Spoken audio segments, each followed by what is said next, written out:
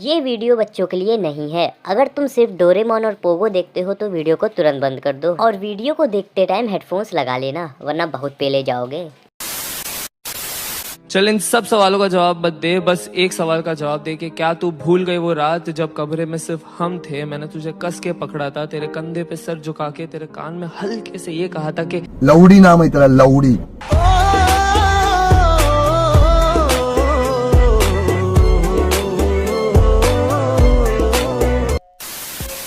Corona इस दुनिया का सबसे मादरचोद वायरस है। पिछले 8 महीने से कोरोना ने सबकी गांड में डंडा कर रखा है और आज भी ना तो आदमी ढंग से खा पा रहा है, ना ही कहीं घूमने फिरने जा पा रहा है। लेकिन इन सब बकचोदियों की मेन वजह है एक देश, एक भोसड़ी वाला देश जिसको नफरत से हम लोग बुलाते हैं चाइना। देखो लोग, या तो वेज होते हैं नॉन वेज, और नॉन वेज में भी एक लिमिट होती है, जैसे चिकन मटन मछली। लेकिन चाइना वाले एक कदम आगे हैं। ये बहनचोद चिकन मटन तो पेलते ही हैं, लेकिन सांप और चमगादड़ भी नहीं छोड़ते। इनका बस चले तो ये लोग इंसानों की नुन्नी भी काट के खा जाएं और उसी नुन्नी को नेशनल फूड घोषित कर दें। और नुन्नी को छोड़ो, भोसड़ी वाले पेशाब में अंडे उबाल के खाते हैं। साफ भाषा में कहा जाए तो चाइना दुनिया का सबसे बड़ा झाटू देश है, लेकिन कर्म का फल तो मिलता ही है। चाइना वाले बेखौफ होके आंटू झाटू चीजें खाते रहे और पकवान का आनंद उठाते रहे। और इसी बीच एंट्री हुई कोरोना की, जिसने पूरे चाइना की माँ चोद दी और धीरे धीरे ये वायरस पूरी दुनिया में फैल गया। अमेरिका और इटली जैसे देश जो मेडिकल में सबसे आगे हैं, उनकी भी गांड फट गई, कोई वैक्सीन ही नहीं बना पाया। फिर एक रास्ता सामने आया, लॉकडाउन। मुझे आज भी याद है जब लॉकडाउन लगा था ना,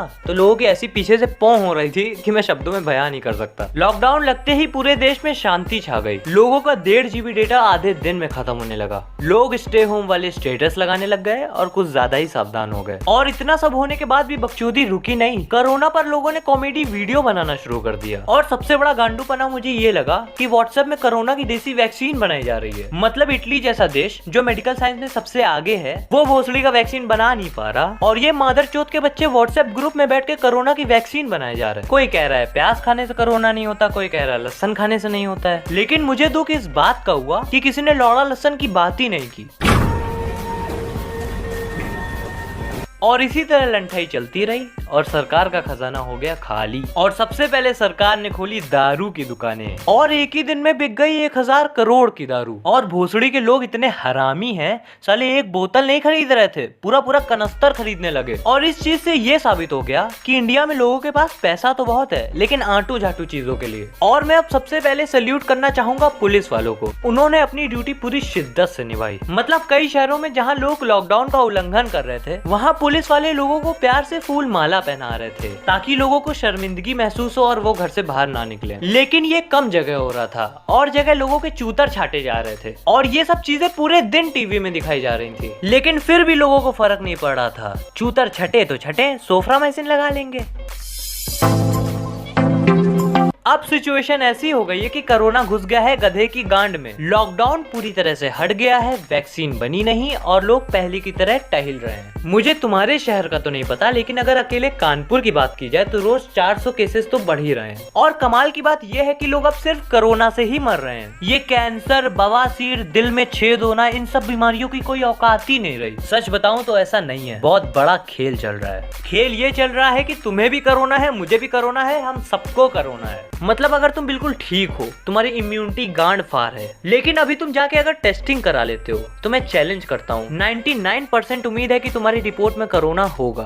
क्योंकि जितने केसेस ज्यादा होंगे उतने लोग हॉस्पिटल में जाएंगे, और हॉस्पिटल में जाना मतलब जेब खाली करना। और ये मैं कोई इल्जाम नहीं लगा रहा हूँ किसी पे, और ना ही मैं लैब वालों की या हॉस्पिटल वालों की डिसरिस्पेक्ट कर रहा हूँ। मैं लैब वालों और हॉस्पिटल वालों को भी सैल्यूट करता हूँ, क्योंकि उन्होंने भी बहुत हेल्प की है इस बार। लेकिन तथ्यों को भी नजरअंदाज नहीं कर सकते। और मैं दावे के साथ ये नहीं कह सकता कि जो मैंने बोला वो बिल्कुल 100% सच है, लेकिन यार कुछ तो गड़बड़ है। क्योंकि यार तुम्हें याद होगा, इटली जैसे देशों में लोगों को गाड़ने की जगह नहीं मिल रही थी, एक एक करके आदमी टपकता ही जा रहा था। और यहाँ इतने केसेस होने के बाद भी सब कुछ नॉर्मल चल रहा। अब इस चीज के 2 पहलू हो सकते हैं, या तो इंडिया के लोगों की इम्यूनिटी बहुत ज्यादा स्ट्रॉन्ग है, या फिर कोरोना की रिपोर्ट में ही कुछ लोचा चल रहा। और क्या सच है क्या झूठ, ये तो भगवान ही जानता है। तो बस आज के लिए सिर्फ इतना ही। मैं बस तुम लोग से ये कहना चाहूंगा कि मास्क पहनो, सैनिटाइज रहो और आयुर्वेद को फॉलो करो। और ये सब गले में टांगने वाली आंटू झाटू चीजों से कुछ नहीं होगा। ये सब कंपनी सिर्फ तुम्हारे दिमाग से खेल रही है, तो बचो इन सब चीजों से। और कोरोना से डरो नहीं, सिर्फ सावधान रहो, क्योंकि दुनिया का सबसे सबसे बड़ा वायरस है डर। और अगर तुमने डर को काबू कर लिया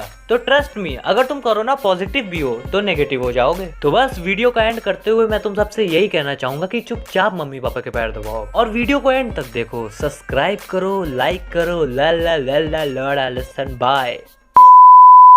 तुझसे मिलने पर मेरा हाल बदल जाता है, सच कहूं तो मेरा ख्याल बदल जाता है। शिकायतें बहुत सी करनी होती है तुझसे, शिकायतें बहुत सी करनी होती है तुझसे, पर तेरे सामने आते ही काढ़ा हो जाता है।